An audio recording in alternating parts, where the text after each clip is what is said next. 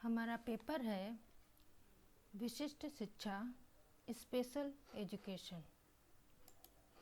आज का हमारा उद्देश्य है विशिष्ट बालकों का अर्थ एवं परिभाषा, meaning and definition of exceptional children.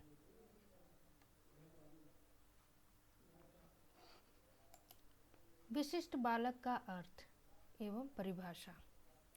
विशिष्ट शब्द असाधारण को सूचित करता है, अर्थात वे बालक जो किसी रूप में साधारण बालकों से असाधारण है, अर्थात ऐसे बालक जिनके पास कोई विशेष गुण है, वे विशिष्ट बालक हैं। क्रो और क्रो के अनुसार विशिष्ट शब्द किसी विशेष लक्षण के लिए अथवा ऐसे व्यक्ति के लिए प्रयोग किया जाता है जो विशेष लक्षणों से युक्त होता है, जिसके कारण ही एक व्यक्ति अपने साथियों का विशेष ध्यान अपनी ओर आकर्षित करता है। विशेष लक्षण वाला वह व्यक्ति जो अपने उस गुण से अपने साथियों को आकर्षित करता है, वह विशिष्ट है, वह व्यक्ति विशिष्ट है। इस डेफिनेशन के अनुसार विशिष्ट शब्द किसी विशेष लक्षण के लिए है। यह विशेष लक्षण किसी विशेष व्यक्ति के अंदर विद्यमान होता है, या यदि हम कहें प्रतिभाशाली बालक है, प्रतिभाशाली व्यक्ति है, तो उसके पास कोई एक विशेष गुण है। बाधित है तो वो शारीरिक रूप से बाधित है। पिछड़ा है तो वो सामान्य से पिछड़ा है।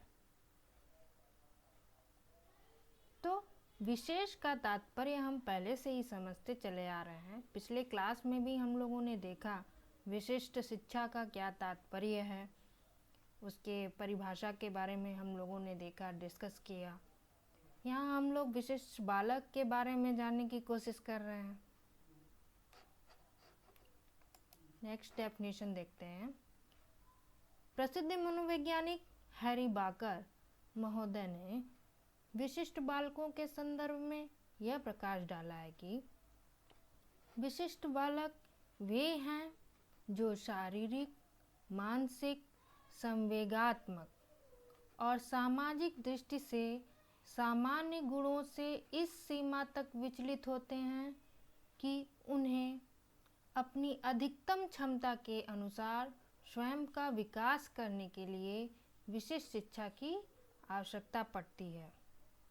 अर्थात वे बालक जो शारीरिक, मानसिक, संवेगात्मक और सामाजिक दृष्टि से सामान्य गुणों से भिन्न हैं, उनका अगर विकास करना हो तो वो सामान्य कक्षा में उनका विकास नहीं हो पाएगा।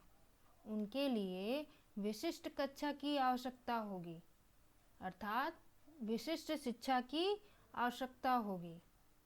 तो इस डेफिनेशन में हम लोग देखते हैं विशिष्ट बालक जो जिनके पास सामान्य गुणों के अलावा विशेष गुण भी विद्यमान रहता है। विशिष्ट बालकों को जानने के लिए इसके अर्थ को जानना आवश्यक है। राष्ट्रीय समिति के अनुसार क्या डेफिनेशन है? विशिष्ट बालक वे होते हैं जो कि औसत बालकों से शारीरिक, मानसिक, संवेगात्मक अथवा सामाजिक लक्षणों में इतनी मात्रा में भिन्न होते हैं कि वे अधिकतम क्षमता के विकास के लिए उन्हें विशेष शैक्षिक सेवाओं की आवश्यकता होती है। अर्थात वे सामान्य बालकों की भांति नहीं होते हैं। वे विशिष्ट बालक जो शारीरिक, मानसिक, संवेगात्मक तथा सामाजिक लक्षणों में भिन्न होते हैं। शारीरिक लक्षण अर्थात जो बाधित बालक हैं, जिनके पास कुछ बाधाएं हैं, जैसे जो दृष्टि बाधित हैं, जो श्रवण बाधित हैं, जो मानसिक मंदित हैं, अन्य जो भी शारीरिक रूप से उनके पास जो विकलांगता है, तो उनकी शिक्षा सामान्य कक्षा में नहीं हो पाती है।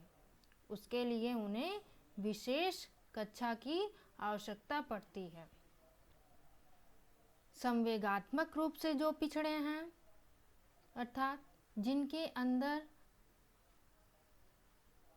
संवेग, जैसे यदि कुंठा की भावना आ गई, निराशा की भावना आ गई, यदि वो सामान्य कक्षा में शिक्षा प्राप्त करते हैं, पहले भी हम लोगों ने पढ़ा देखा, सामान्य कक्षा में अगर बाधित बालक शिक्षा प्राप्त करते हैं तो उनके अंदर कुंठा और नैराश्य की भावना आ जाती है। उनके जो आवेग हैं वे विचलित हो जाते हैं। तो इस पर कैसे हम नियंत्रण करें, इसके लिए उन्हें विशेष कक्षा की आवश्यकता पड़ती है। पहले भी हम लोगों ने देखा था कि ऐसे बालक परिवार, समाज में सामंजस्य स्थापित नहीं कर पाते हैं। वह परिवार और समाज में सामंजस्य कैसे स्थापित करें, यह हमें विशिष्ट शिक्षा के अंतर्गत जानना होता है। यहाँ विशेष शैक्षिक सेवाओं से अभिप्राय प्रत्येक प्रकार की सेवा से है, अर्थात विशेष शिक्षा, विशेष कक्षा, विशेष शिक्षक, विशेष शिक्षण प्रविधियाँ तथा शैक्षिक उपकरणों से हो सकता है। ये हम जानते हैं। विशेष शिक्षा का तात्पर्य मतलब विशेष कक्षा, और उस कक्षा को संचालित करने के लिए विशेष शिक्षक और विशेष प्रविधियाँ, विशेष उपकरणों के साथ संचालन करना होता है। विशेष कक्षा के द्वारा ही हम विशिष्ट बालकों का संपूर्ण विकास कर सकते हैं। विशिष्ट शिक्षा द्वारा हम जो सामान्य कक्षा में विशिष्ट बालक शिक्षा नहीं ठीक ढंग से प्राप्त कर पाता है, तो उन बालकों की शिक्षा विशिष्ट शिक्षा के अंतर्गत विशेष कक्षा में होनी चाहिए। और विशेष कक्षा में होने के फलस्वरूप उनकी जो शिक्षा होती है वो भली भांति हो जाती है और उनका विकास अधिकतम होता है। विशिष्ट बालक की परिभाषा देते हुए सचवाड़ महोदय ने लिखा है कि जब किसी बालक को विशिष्ट कहकर वर्णित करते हैं तो हम उसकी औसत या सामान्य लोगों, जिन्हें हम एक या इससे अधिक लक्षणों के संबंध में जानते हैं, उनसे अलग रखते हैं। यह पहले भी हम लोग देख चुके कि विशिष्ट मतलब वो औसत व सामान्य से भिन्न हैं, उनके पास कोई विशेष लक्षण है, तभी तो हम उन्हें विशिष्ट बालक कह रहे हैं। विशिष्ट गुणों वाला बालक विशिष्ट बालक है। इन परिभाषाओं से यह विदित होता है कि विशिष्ट बालक अपने विशेष लक्षणों के कारण ही सामान्य बालकों से भिन्न दिखाई देता है तथा दूसरों का ध्यान अपनी ओर आकर्षित करता है। विद्यालय के नियमित सामान्य कार्यक्रमों से वे समुचित लाभ नहीं उठा पाते हैं, अर्थात जो विशिष्ट बालक है उसके पास विशेष लक्षण है, वह सामान्य बालकों से भिन्न दिखाई देता है, विशेष गुणों वाला होता है। यदि ऐसे बालकों को हम सामान्य कक्षा में सामान्य कार्यक्रमों के अंतर्गत शिक्षा प्राप्त करवाएं तो उनका समुचित विकास नहीं हो पाता। क्यों? क्योंकि वे उस शिक्षा का समुचित लाभ नहीं उठा पाते हैं। अतः उनकी शिक्षा दीक्षा व पालन पोषण का विशेष ध्यान रखना पड़ता है।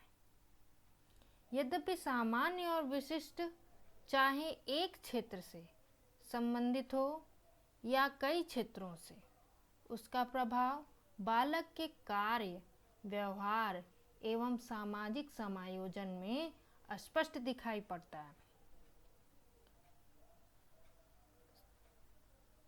शिक्षा दीक्षा पालन पोषण पर हमें विशेष ध्यान देना पड़ता है। ऐसे बालकों के लिए वह सामान्य के भांति नहीं होते हैं। यदि प्रतिभाशाली बालक है तो उसका कक्षा में विशेष ध्यान देना पड़ता है, तभी तो उसका विकास 100% हो पाता है।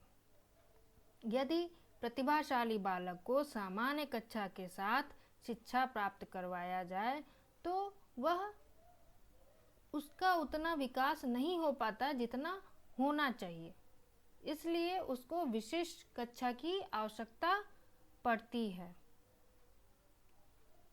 और जो बाधित बालक हैं, चाहे शारीरिक रूप से बाधित हो, मानसिक रूप से हो, सामाजिक रूप से हो, उनका समायोजन सामान्य कक्षा में कैसे हो? वो सामान्य विद्यार्थियों के साथ शिक्षा प्राप्त करने में असमर्थ होते हैं। क्यों? क्योंकि उन्हें विशेष सुविधाओं की आवश्यकता पड़ती है। विशेष शिक्षण विधि, विशेष कक्षा व विशेष शिक्षक की आवश्यकता पड़ती है, तभी वे सामान्य की भांति शिक्षा प्राप्त कर अपना समुचित विकास कर पाते हैं। हमारे समाज में विशिष्टता कई रूपों में दिखाई देती है। हम आगे की क्लास में पढ़ेंगे इसे कि विशिष्ट बालक के प्रकार क्या हैं। आज का बस इतना ही रहने देते हैं। Thank you.